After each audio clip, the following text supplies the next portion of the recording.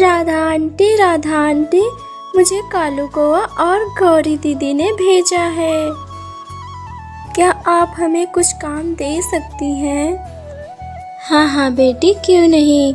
मेरे यहाँ तो बहुत सारे काम हैं और मेहनत का भी काम नहीं है जिसे तुम आसानी से कर सकती हो, और मैं तुम्हें इसके लिए अच्छी पगार दूंगी। आपका बहुत बहुत धन्यवाद राधा आंटी। और फिर नन्ही निम्मी चिड़िया काम पर लग जाती है। वह बहुत ही मेहनत और लगन से काम करती है।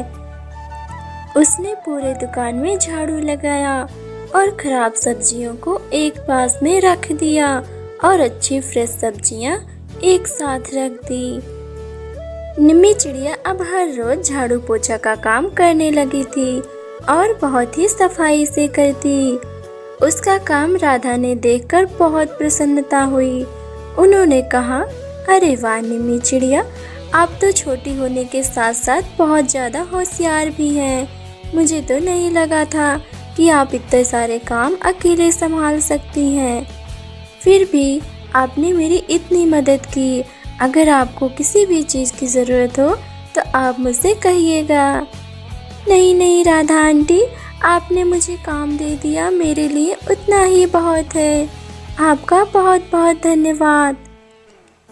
लेकिन राधा आंटी, ये क्या, आप तो सारे प्याज फेंक रही हैं।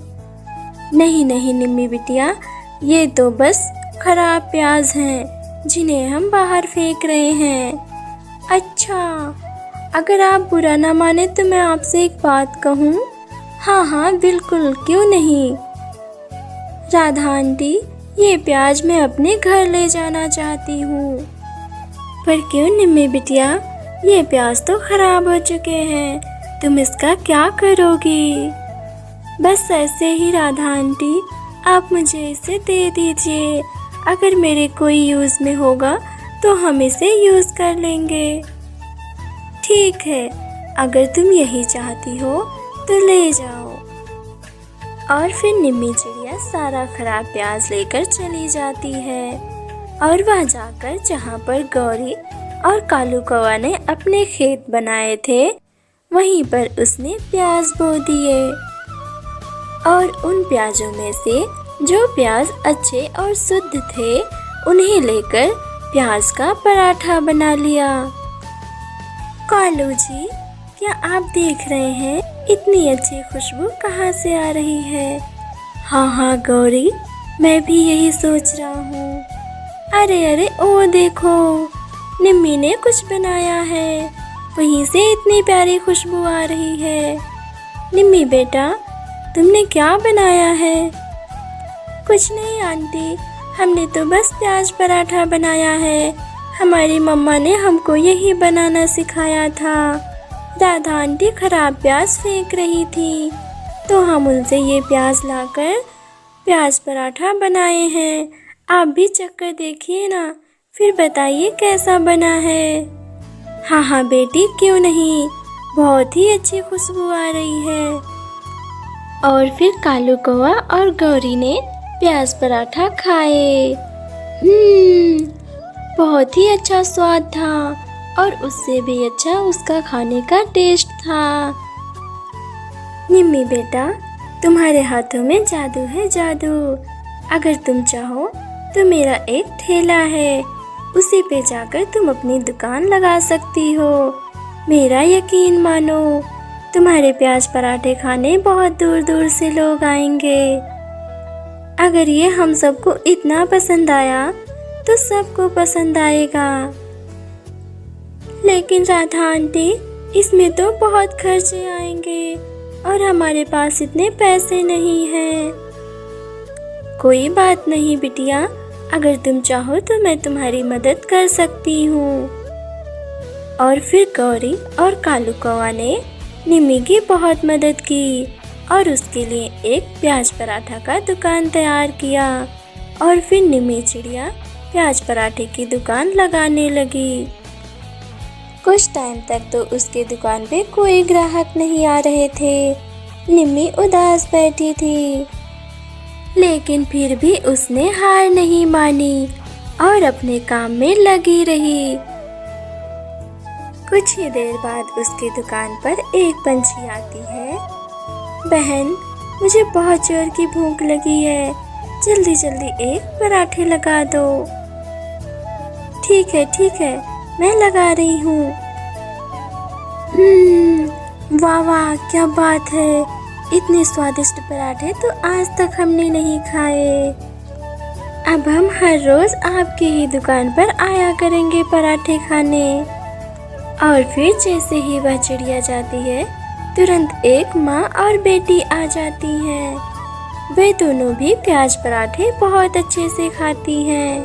धीरे धीरे करके उसके प्याज पराठे पूरे शहर में मशहूर हो जाते हैं और अब सभी लोग उसे प्याज पराठे वाली के नाम से जानने लगते हैं। और उसने जो खेत में प्याज लगाए थे, उसके पौधे भी काफी बड़े हो गए थे और प्याज भी तैयार हो गया था। इससे उसे पराठे बनाने में कोई परेशानी नहीं होती थी। एक दिन जब उसने प्याज पराठे की दुकान लगाई, तभी उसकी सौतेली माँ और उसके दोनों भाई बहन आ जाते हैं।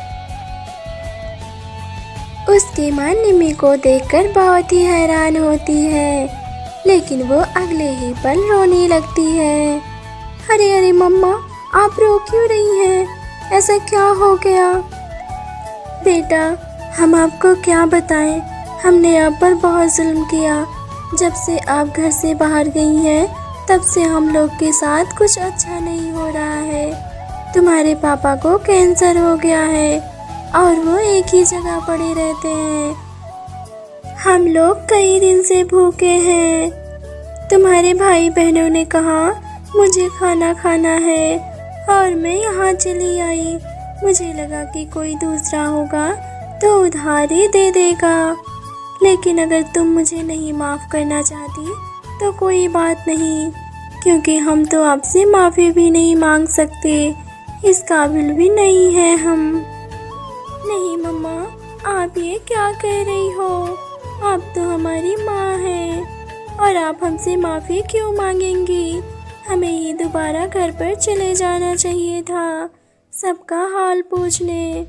फिर भी अगर इतनी परेशानी है तो हम चलते हैं घर पर और पापा का इलाज भी कराएंगे।